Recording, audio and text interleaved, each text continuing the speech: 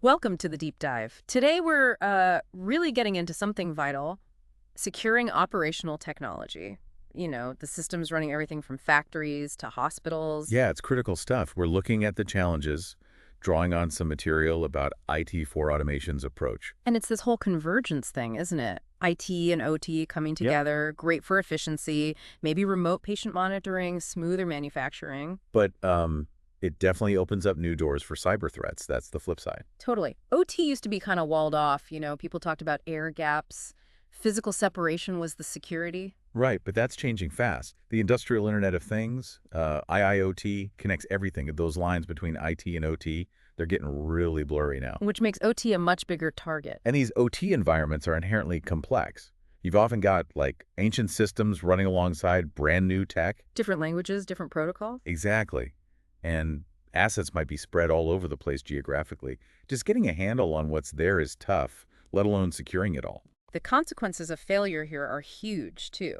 It's not just about money, though that's part of it. Oh, absolutely. We're talking potential safety incidents, massive operational shutdowns, even environmental damage.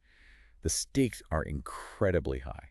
So, our mission today really is to understand these big challenges in managing and locking down OT, and maybe touch on some ways forward based on the info we've looked at. Okay, sounds good. Where should we start? Those legacy systems, maybe? Yeah, let's do that. Yeah. The old stuff. What makes it such a security headache? Well, fundamentally, it's the outdated tech. Mm. Hardware, software, Mm-hmm. often built without modern security in mind. Mm-hmm. Think like encryption, things like that. So basic vulnerabilities, like Yeah. eavesdropping or data theft. Pretty much. And patches.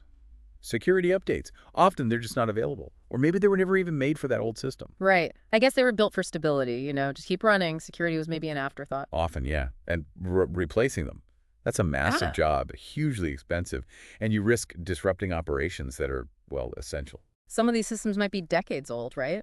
Still running critical processes. Exactly. So there's this big disincentive to modernize. Even with known weaknesses, they become prime targets. And even if a patch is available, it's not always straightforward. Not at all. Compatibility issues are common. You might introduce instability. It needs so much testing.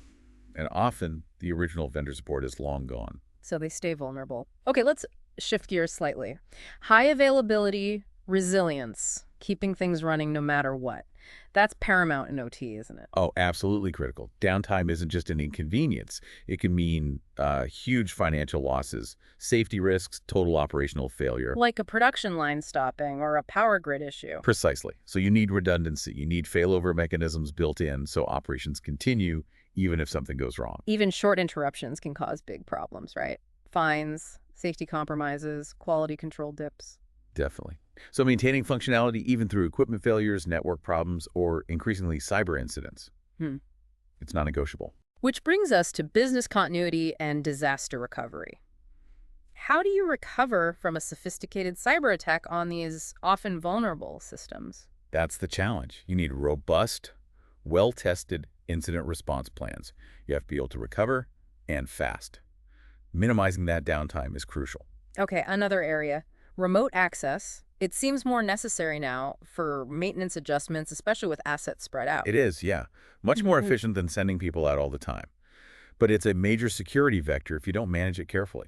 How so? Traditional VPNs, for instance. Well, VPNs can be okay, but if they're not configured and managed really strictly, they can essentially punch a hole into the network. And older access controls often lack granular control. Meaning once someone's in, maybe they can move around too freely, like lateral movement. Exactly. Yeah. A compromised VPN account could give an attacker broad access.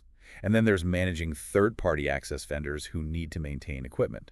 That sounds complex, giving them the access they need, but only the access they need, and making sure they follow security rules. It's a balancing act. You need that access for operations. But giving too much or not monitoring what vendors do, that's how breaches happen. Malware gets introduced, disruptions occur. And the threat landscape itself is evolving, isn't it? OT is actively being targeted now. Very actively. Ransomware is a big one, but also state-sponsored groups, malicious insiders, even unintentional insider actions can cause damage. And that IT-OT convergence we mentioned earlier plays into this. It does. Attackers might hit the perhaps less secure IT side first, then use that foothold to jump over into the OT network. They know the impact they can have there. And they're getting smarter. Using new tactics. Yeah, exploiting those legacy flaws we talked about, using stolen credentials, developing ransomware specifically designed to disrupt physical processes. Wow. And the problem is many OT environments don't have great visibility or monitoring for this stuff. That's a huge issue. Limited visibility means you can't spot threats quickly or respond effectively.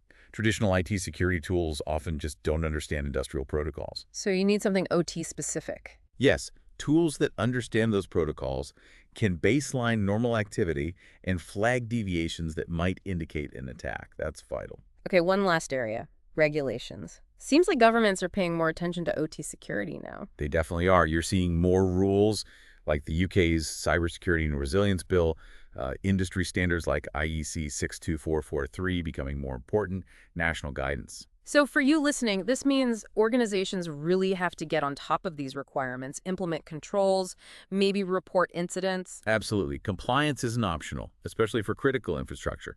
It's about avoiding penalties, but more fundamentally, it's about ensuring safety and reliability. Right. So just to quickly recap the big hurdles, those tricky legacy systems, the absolute need for availability, securing remote access, this evolving threat landscape, and navigating the regulations. Quite a list. And the material we reviewed points to providers like IT4 Automation offering solutions structured around, I think it was this supply, host, protect, connect. That's right. We don't have time to go into the specifics of their services today, but it highlights that you need a strategy covering different angles. It really underscores that you need a comprehensive integrated approach, doesn't it?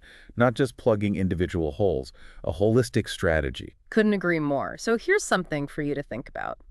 As these cyber threats targeting OT just keep getting more sophisticated, how can organizations build a security posture that's proactive?